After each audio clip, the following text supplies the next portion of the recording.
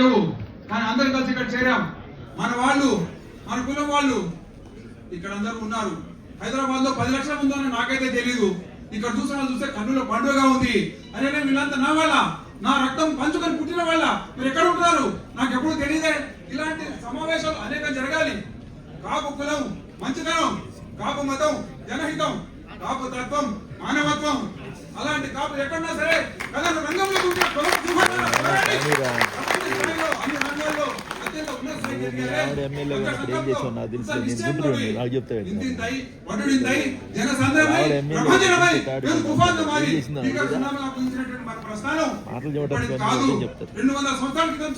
శాఖ్య వంశాలు పుట్టిన మనందరం కూడా ఏవో కారణాల చేత విడిపోయాం.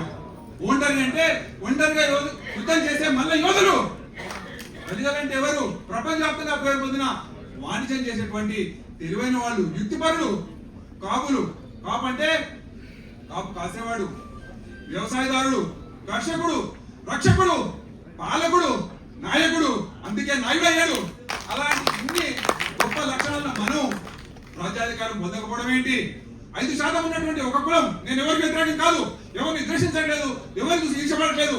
5% ఉన్నటువంటి వాళ్ళు రాజ్యాధికారం 50 సంవత్సరాలు పొందడం ఏంటి? అదే 22 నుంచి 25% ఉన్నటువంటి మన వాళ్ళు 80% ఎక్కడ ఆ స్థాయికి ఎదగలేదే. ఎందుకు ఎదగలేదు అంటే ఐక్యత లేదా, లేక అంగబలం లేదా, అర్థబలం లేదా, లేదా సంపత్తి లేదా, ఇలాంటివన్నీ పేరు చేసి చూసుకుంటే ఆనాడు అశోకుడు, ఛత్రపతి శివాజీ మహారాజ్, సాహు మహారాజ్, మన వాళ్ళు, వాళ్ళ రక్తం మనలో ప్రవహిస్తూనే ఉంది. అలాంటి వాళ్ళు ఏకవుతే ఏ శక్తి మనం తట్టుకోలేని విషయం ప్రతి ఒక్కళ్ళు గుర్తుంచుకోవాలి. ఎందుకంటే ఒంటరిగా ఉండే కాపాడే వాళ్ళకి వ్యక్తి కాదు, అది సమూహ శక్తి. వాళ్ళు ఎక్కడున్నా సరే నా కాపీ ఎక్కడ ఉన్నాడంటే పక్కన చేర్చుకుంటారే. అలాంటి వాళ్ళు సమ్మిళితమైతే రాజ్యాధికారం అనేది వేరే వాళ్ళతో పంచుకోకుండా మనతో మనం సొంతంగా స్వయం ప్రతిపత్తితో ప్రజాస్వామ్యంలో సంఖ్యాబలం ముఖ్యం. అలాంటి సంఖ్యాబలం సమృద్ధిగా ఉన్నటువంటి మన కులం రాజ్యాధికారం పొందకపోవడం ఏంటి? నేను ఒక చిన్న విషయం ముగిస్తాను. నా భార్య డాక్టర్ ఉండవల్లి శ్రీదేవి, ఆమె కాపు కాదు. నేను కులాంతర వివాహం చేసుకున్నాను, ఆమె ఎస్సీ. నేను జగన్మోహన్ రెడ్డి గారి దగ్గరికి వెళ్ళి అడిగాను, అయ్యా నాకు టికెట్ ఇవ్వండి అంటే, సరే ఇవి ఎస్సీ ఉంది కదా ఇవి ఇస్తాము, ట్రై చేస్తామని. ఆయన చూస్తున్నట్టు ఆ సందర్భంలో ఆయన ఎస్సీ ప్లస్ కాపు కామెంట్ కావాలని అడిగాడు.